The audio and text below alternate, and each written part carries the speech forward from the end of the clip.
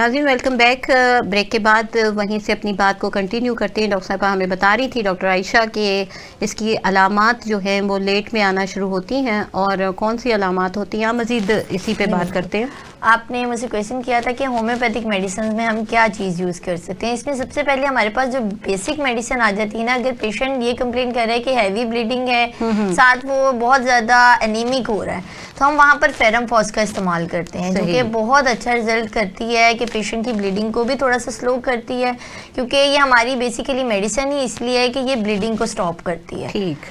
तो उसके अलावा इसमें बहुत सारी मेडिसिन आ जाती हैं। हमारे पास उस्ट्रालागो एक मेडिसिन है जो कि अगर पेन के साथ प्रेशर आ रहा है जी। और ब्लीडिंग बहुत ज़्यादा है तो हम इसमें फिर उसको इस्तेमाल करते हैं, वो बहुत अच्छा रिजल्ट देती है। इसके अलावा कलकेरिया काब आ जाती है कि अगर ओबेसिटी आ रही है और उसके साथ जो है वो पेशेंट को ये कंप्लेन आ रही है हैवी ब्लीडिंग, वीकनेस, इन सब चीज़ों को कवर करने के लिए कलकेरिया काब बहुत अच्छा काम करती है। बेलाडोना वर्क करती है, वहाँ पर भी वही कि फीवर है, हेड की तरफ बहुत ज़्यादा प्रेशर आ रहा है, उसकी वजह से जो है वो बहुत ज़्यादा पेशेंट स्ट्रेस में आ रहा है, तो हमारे बहुत अच्छा काम बेलाडोना का है, रिजल्ट बहुत अच्छा है। अच्छा डॉक्टर आयशा, अभी आपने जिक्र किया कि अगर पेशेंट जो है वह हैवी है, बल्कि है, तो ये चीज़ मैं पूछना चाहूँगी कि जैसे कि फाइब्राइड्स के हवाले से हम बात कर रहे हैं, तो क्या फाइब्राइड्स में जो है वो इसका वज़न से भी कोई ताल्लुक़ है, वज़न बढ़ाने का भी सबब बनते हैं ये वैसे डायरेक्टली इसका कोई भी ताल्लुक़ नहीं है वेट गेन से। अक्सर औक़ात ये कहा जाता है कि पेशेंट का वेट इसकी वजह से गेन करना शुरू हो गया, तो ऐसा नहीं होता।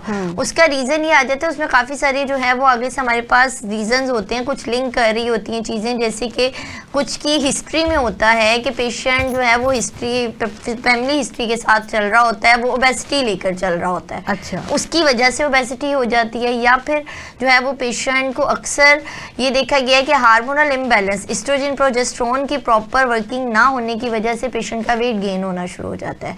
और ये एक सिम्टम बहुत ज़्यादा आता है जब पेशेंट के अंदर एक मास ग्रो कर रहा है, तो ऑटोमेटिकली उसकी बेली जो है वो हैवी होना शुरू हो जाएगी, क्योंकि इन्फ्लेमेशन आ रही है, लोअर बेली फैट देखने में बहुत ज़्यादा जो है वो फैट बढ़ना शुरू हो जाएगा। पेशेंट कहेगा मेरा वेट गेन हो रहा है, लेकिन वो ऐसा नहीं होता, आपका मास जो है वो ग्रो कर रहा होता है, ज़्यादा बड़ा हो रहा होता है। अच्छा डॉक्टर आयशा, क्या ये चीज़ भी है कि मतलब कोई ओबीज जो पर्सन होते हैं, जो मोटापे का ऑलरेडी शिकार है, तो क्या उनको फाइब्राइड्स होने का कोई रिस्क बिल्कुल होता है? अगर तो उनका ओवर वेट है, वेट बहुत ज़्यादा है, तो फिर हम उसमें कहेंगे कि ये पेशेंट जो है वो इसके लिए रिस्क फैक्टर है। अच्छा। कि पेशेंट का अगर वेट प्रॉपर हेल्दी वेट नहीं है तो उसमें पेशेंट को ये होने के चांसेस 100% होते हैं, क्योंकि अक्सर ज़्यादातर पेशेंट वेट गेन की वजह से जो है ना फाइब्रॉइड के शिकार हो जाते हैं, क्योंकि वो अपनी डाइट का प्रॉपर ख्याल नहीं रख रहे होते, उसमें शुगर इंटेक बहुत ज़्यादा हो रहा होता है, रिफाइंड कार्बोहाइड्रेट्स और प्रोसेस्ड फूड्स जो हैं वो यूज़ की जा रही होती हैं। तो बहुत सारे पर्सन होते हैं जिनको ओबेसिटी की फिक्र ही नहीं होती, ऐसे भी होते हैं। जी बिल्कुल, और उनमें जो है ये ज़्यादातर कंप्लेन आती है क्योंकि वो वेट उनका बहुत ज़्यादा हो गया होता है। तो कभी कभार उनका अगर वेट मैनेज किया जाए, तो अगर ये लोकेशन ऐसी है कि ये सिम्टम्स प्रोड्यूस नहीं करी, तो ये ऑटोमेटिकली हार्मोन्स क्लियर होने की वजह से भी जो है वो ओके होना शुरू हो जाता है। सही। अक्सर औकात प्रेगनेंसी के टेस्ट में हम पेशेंट को यही कहते हैं वो अपना वेट डाउन करें। उसकी वजह ये होती है कि कभी कभार प्रेगनेंसी आपके फाइब्रॉइड की लोकेशन ऐसी होती है, वो अगर एक्सटर्नल पड़ा है तो वो आपको कंप्लेन नहीं कर रहा, लेकिन फिर डॉक्टर यही कह देते हैं कि आपकी ये फाइब्रॉइड की वजह से प्रेगनेंसी नहीं हो रही। हाँ, लेकिन ज़्यादातर क्या होता है, आपका वेट नॉर्मल नहीं होता। बिल्कुल डॉक्टर आयशा, मैं एग्री करती हूँ आपकी बात से। बल्कि इसी तरह होता है कि जैसा आपने बताया कि कहा जाता है कि प्रेगनेंसी इसी वजह से नहीं हो रही, और यही क्वेश्चन इसीलिए मैंने आपसे स्टार्ट में भी स्लाइड सा किया था कि क्या इनफर्टिलिटी का और फाइब्राइड्स का कोई ताल्लुक है, या कि इनफर्टिलिटी कॉज करते हैं ये? नहीं, ये लोकेशन पे है। अगर तो ये एक्सटर्नल पड़े हैं तो ये आपको सारी जिंदगी कुछ नहीं कहेंगे, आप अगर इन्हें नहीं भी छेड़ेंगे तो आफ्टर 50s ये खुद ब खुद डिसॉल्व हो जाएंगे। यहाँ रिलैक्स हो जाइए इस बात पे कि ये इतना खतरे का बायस नहीं होता। ये यहाँ ये चीज़ क्लियर करती चलूँ कि अगर ये नॉन कैंसरियस है, या जैसे डॉक्टर आयशा ने बताया कि ये बिनाइन होते हैं यूजुअली, और वो प्रॉब्लम नहीं करते हैं, एक साइड पे हैं अगर तो कोई प्रॉब्लम नहीं करे, और लोकेशन मैटर करती है। जी प्लीज़। और इसके अलावा जो अगर ये सेंटर में भी आए, दरमियान में भी बन रहे हैं, तो तब भी इनका साइज बहुत मैटर करता है। अगर ये छोटे साइज के हैं फिर तो ये कंप्लेन करेंगे ही नहीं। अच्छा, एक और क्वेश्चन यहाँ पर कि जैसे आपने साइज़ की बात की, तो इसके साइज़ के हवाले से हमारे नाज़रीन को गाइड कीजिएगा कि कितने से लेकर कितने तक इसका साइज हो जाता है? 2 to 3 सेंटीमीटर नॉर्मली जो है वो रहता है। अगर इसमें रहेगा ये ना तो आपको कोई कंप्लेन करेगा, ना ही ज़्यादा आपको डिस्टर्बिंग करेगा, लेकिन ये कभी कभार साइज में 6-7 सेंटीमीटर तक चला जाता है। यानी आसान लफ्जों में नाजरीन के एक जो चने पी साइज होता है, यानी मटर का दाना या चने का दाना, ये उस साइज से लेकर एक ग्रेप फ्रूट के साइज तक हो सकता है और मोस्टली। बिल्कुल। और इसके अलावा जो आपका इंटरनल वाला है वो तो आपके लिए है ही कंप्लेनिंग। वो अगर आपके इंटरनल लोकेशन में है, वो चाहे छोटा सा भी है, तो उसने आपकी प्रेगनेंसी आपको बिल्कुल स्टॉप कर देना है। वो आप रिमूव करेंगे या मेडिकली या सर्जिकली जैसे भी, लेकिन उनको आप रिमूव करेंगे देन ही जो है प्रेगनेंसी वो। अच्छा, आपने जिक्र किया था मेनोपॉज में जो है वो हार्मोनल चेंज आते हैं, तो डॉक्टर आयशा क्या ये ऐसा होता है? मोस्टली देखा गया है, बल्कि सुनते हैं हम कि मेनोपॉज के टाइम पे ये खुद ब खुद ठीक भी हो जाते हैं। जी बिल्कुल, क्योंकि हमारे हार्मोन्स चेंज आ जाता है, हमारे हार्मोन बहुत लो हो जाते हैं, क्योंकि उस दौरान हमारा मंथली साइकिल खत्म हो रहा होता है, श्रिंक कर जाते हैं। बिल्कुल, वो श्रिंक करके बिल्कुल ही जो है वो खत्म होने वाली एज पे आ जाते हैं। ये बहुत इजीली जो है वो रिमूव होना शुरू हो जाते हैं। सही, तो यानी खुद ब खुद भी अगर लोकेशन ऐसी है, बात फिर वहीं आ जाएगी, लोकेशन और साइज ऐसा है कि वो कंप्लेन नहीं कर रहा तो उसको ट्रीटमेंट की ज़रूरत ही नहीं है।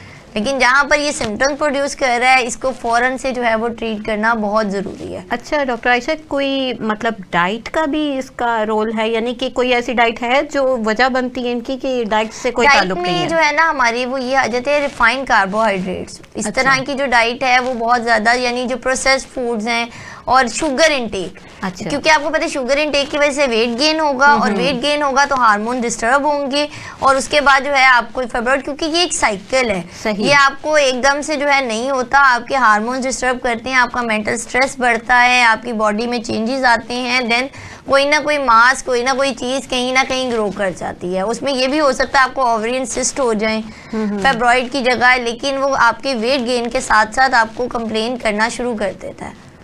अच्छा, तो जैसा कि हर चीज़ की कोई वजह होती है, तो डॉक्टर आयशा ये फाइब्राइड्स की वजह क्या होती है, क्यों हो जाते हैं? इसकी वजह फिलवक़्त कोई भी नहीं है, कोई भी डायग्नोज नहीं हुआ, कुछ भी डिफाइन नहीं है कि ये इस वजह से हो जाएंगे इसे, क्योंकि अक्सर जो है वो यही होता है, मेडिकली यही देखा जाता है या कहा जाता है कि वेट की वजह से हो गया है, या आपकी फैमिली हिस्ट्री थी इस वजह से आपको ये प्रॉब्लम होगी, एज आपकी इस तरह की है, आपके हार्मोन्स डिस्टर्ब हुए, आपको इस वजह से हो गया। लेकिन किसी को भी हो सकता है, किसी को जो है हो सकता है। ये तभी आप है कि आप इसको बचाओ इससे, इसी तरह है कि आप इसमें जो है आप मुमकिन कोशिश करें कि आपका वेट गेन ना करें। अच्छा, यानी बचाव मुमकिन है? बचाव मुमकिन है एक हद तक, ये कहा नहीं जा सकता कि हो सकता है, लेकिन अगर आपका फैमिली हिस्ट्री है तो आप कोशिश करें कि आप अपनी डाइट, अपना जो ओवरऑल लाइफ साइकिल है उसको चेंज करें, ताकि आपको ये कंप्लेन ना हो। आप शुगर इनटेक कम कर दें, उसके साथ आप जो है ज़्यादा से ज़्यादा आप लीफी वेजिटेबल्स, फ्रूट्स और इस तरह की चीज़ों की डाइट पर आ जाएं, और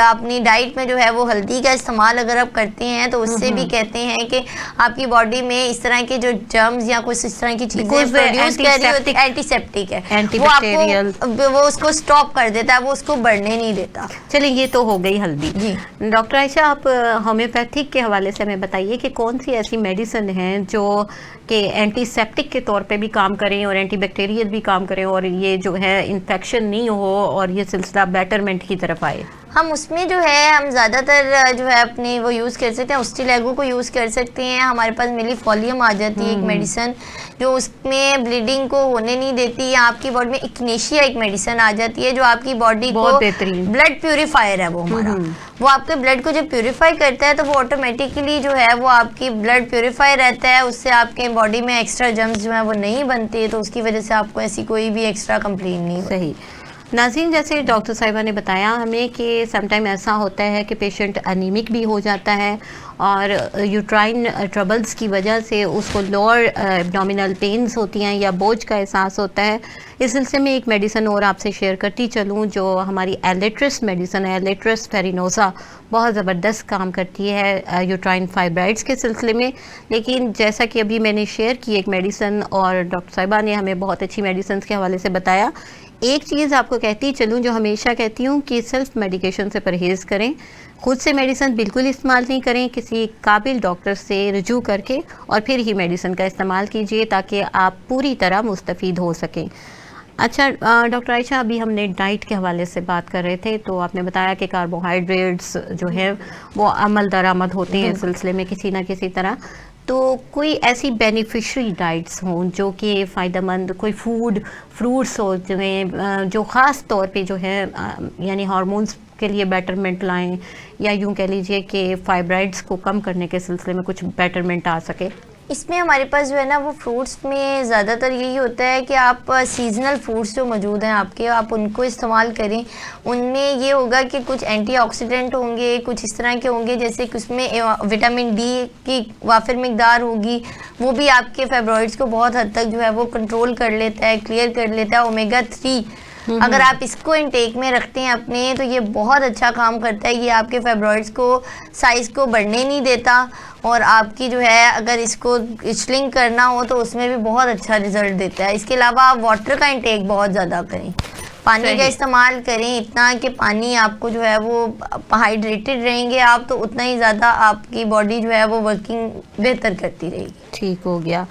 अच्छा अभी हम बात कर रहे थे, आपने बताया कि मोस्टली क्या होता है कि बल्कि क्वेश्चन ही मैं आपसे यही करूंगी कि कैसे इस बीमारी का पता चलता है अचानक से, कैसे ये? ज़्यादातर इसका हमें जो है मैंने वही आपको बताया कि इसकी लोकेशन डिपेंड करती है। अगर तो ये ऐसी किसी जगह पे जहाँ पे ये सिम्टम्स दे रहा है, ज़्यादातर जो एज है उसके मुताबिक ये एसिम्टोमेटिक है। कभी कभार पेशेंट को वैसे ही एब्डोमिनल पेन रहने की वजह से हम उसका स्कैन करवा लेते हैं, अल्ट्रासाउंड करवा लेते हैं, देन उसमें आ जाता है। अगर कभी कभार ये साइज़ इतना छोटा होता है कि हमें MRI करवानी पड़ती है, वो हमें फिर उससे जो है पता चलता है भाई यूट्राइन में फाइब्रॉइड है, जिस वजह से पेशेंट को कंप्लेंट्स आ रही हैं। यानी मोस्टली जो है वो किसी पेन की वजह से या किसी वजह से अगर अल्ट्रासाउंड करवाते हैं तो फिर ये बीमारी है, वरना इसके कोई सिम्टम्स नहीं है। वरना इसको बिल्कुल भी आप जो है वो ये नहीं कह सकते कि आप ओवरऑल पेशेंट को देख के कहते हैं जी इसको फाइब्रॉइड है, ऐसा नहीं होता। लेकिन कि जैसा आपने बताया कि लेट जाके जरा होता है कि मेनोपॉज के टाइम तक आके, या यूं कह लीजिए कि